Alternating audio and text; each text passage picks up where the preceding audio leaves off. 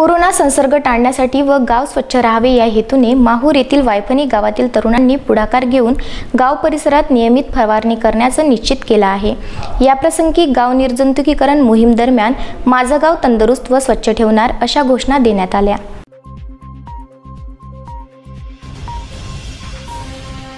Corona हे आता जनआंदोलनाचे स्वरूप झाले आहे, हे आपल्याला वारंवार जाणवते।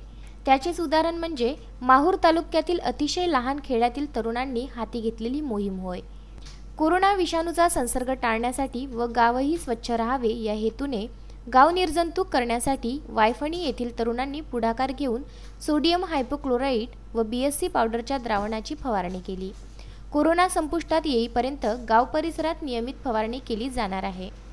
गाव पातळीवर निर्जंतुकीकरण करण्याचा महाराष्ट्रातील हा पहिलाच प्रयोग असावा।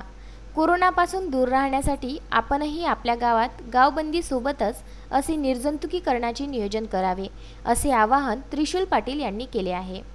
प्रसंगी गाव निर्जंतुकीकरण मोहीम दरम्यान माझं गाव तंदुरुस्त व स्वच्छ ठेवणार अशा घोषणाही देण्यात आल्या।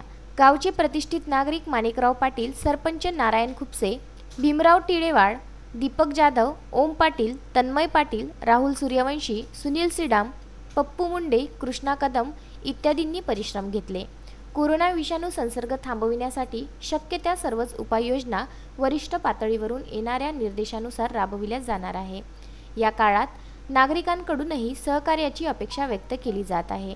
नागरिकांनी कचरा इतरत्र न फेकता कचरापेटीतच टाकावा, घराच्या परिसरातही स्वच्छता ठेवावी, असे सूचक वक्तव्य त्रिशूल पाटील यांनी पत्रकारांशी बोलताना व्यक्त केलं। विदर्भ न्यूज करिता माहूर येथून संजय घोगरे।